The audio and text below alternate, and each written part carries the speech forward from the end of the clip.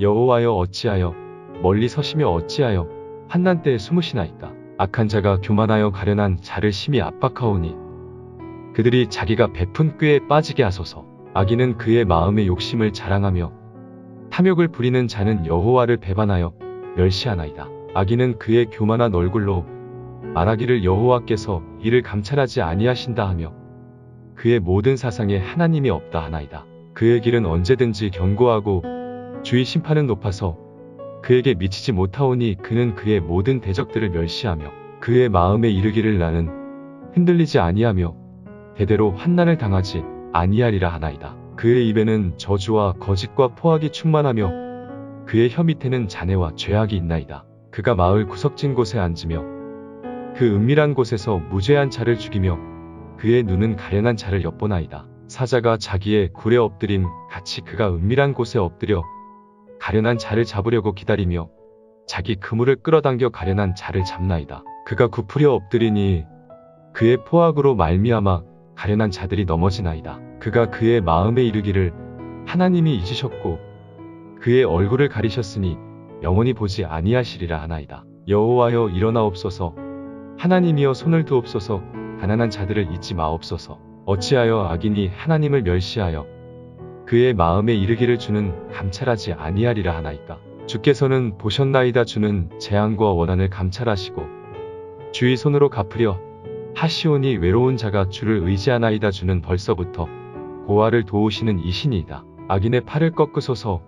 악한 자의 악을 더 이상 찾아낼 수 없을 때까지 찾으소서. 여호와께서는 영원 무궁하도록 왕이시니 이방 나라들이 주의 땅에서 멸망하였나이다. 여호와여 주는 겸손한 자의 소원을 들으셨사오니 그들의 마음을 준비하시며 귀를 기울여 들으시고 고아와 압제 당하는 자를 위하여 심판하사 세상에 속한 자가 다시는 위협하지 못하게 하시리이다.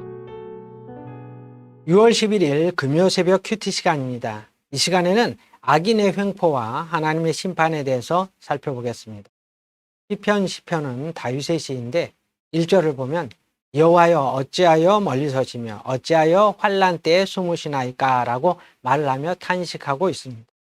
그것은 악인들이 망해야 하는데 오히려 잘 되면서 승승장구하는 것처럼 보였기 때문입니다. 2절부터 11절까지 보면 악인들의 특징이 자세하게 기록되어 있는데 악인들은 하나님의 존재를 부정하고 가련한 자들을 심히 압박했습니다. 그것은 오고 오는 모든 세대에 있어서 악인들의 정체성이라고 할 수 있습니다. 구약시대 이스라엘 백성들을 향해 하나님께서는 가련한 자들인 고아와 바보와 이방인들을 잘 돌보아줘라고 말씀하셨습니다. 그러나 그 마음에 하나님이 없는 악인들에게 가난하고 비천한 사람들은 돌볼 대상이 아니라 억압과 차치의 대상이었습니다. 악인들은 가련한 자들을 압제했는데 그것도 심히 압박했습니다. 압박하다는 말은 불태우다는 말로 극심한 고통을 가하는 것을 의미합니다. 악인들에게 힘이 없고 약한 자들은 자신들의 탐욕을 채울 좋은 먹잇감이었습니다. 물질과 권력을 얻을 수만 있다면 그들은 그 무엇도 할 수 있는 사람들이었기 때문입니다. 6절에 보면 그의 마음에 이르기를 나는 흔들리지 아니하며 대대로 환난을 당하지 아니하리라 하나이다 라고 말했습니다. 하나님의 존재를 부정하니까 심판에 대한 두려움이 없는 겁니다. 그래서 자자손손 환난이 없을 것이라고 말을 한 것입니다. 그들이 가련한 자들에게 얼마나 포악한 행동을 했는지에 대해서는 1절부터 10절까지에 나옵니다.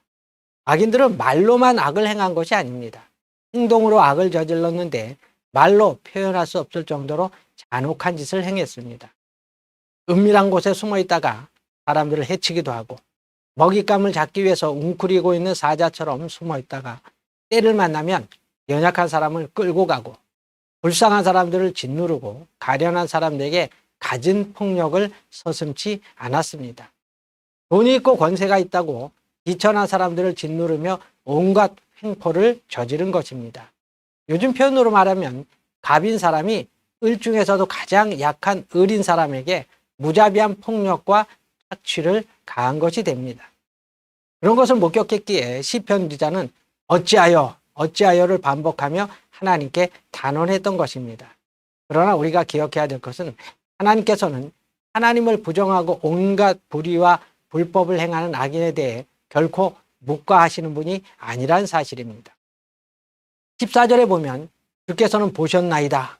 주는 재앙과 원한을 감찰하시고 왼손으로 갚으려 하시오니 외로운 자가 주를 의지하나이다 라고 하였습니다. 하나님은 가련한 자의 눈물을 보시고 그들의 억울함을 감찰하셔서 악인을 심판하신다는 것입니다. 시편 10편을 비롯한 대부분의 탄원시는 비슷한 구조를 가지고 있습니다. 처음에는 악인들이 잘 되고 잘 사는 것처럼 보일 때, 악인들이 활개를 치고 연약한 사람들을 짓누를 때 의로운 사람들은 하나님을 향해 탄식하며 항변을 합니다. 그러나 분명한 것은 하나님의 때가 되면 하나님께서 그들을 철저하게 심판하신다는 것입니다.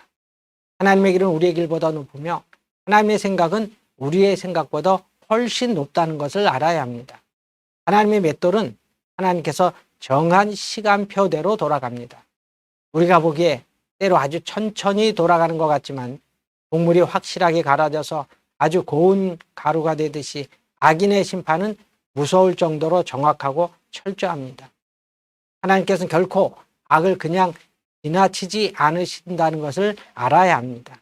하나님의 자녀들이 드리는 환원의 기도에 귀 기울여 들으십니다. 그래서 악인이 잠시 흥황하는 것 같지만 반드시 해망의 그날이 옵니다.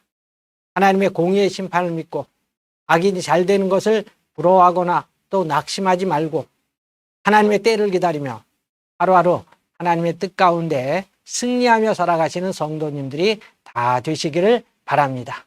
기도하겠습니다.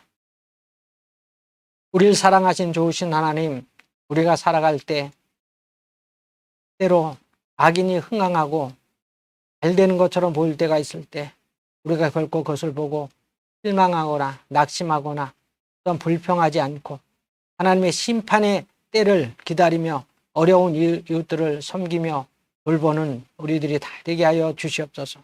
하나님의 심판의 맷돌은 천천히 가는 것처럼 보이지만 철저하고 완벽하게 악인들에게 해망의 그날이 온다는 것을 우리가 믿고 날마다 믿음으로 살아가며 의롭고 정직한 삶을 살아가는 우리 모두가 되게 하여 주시옵소서.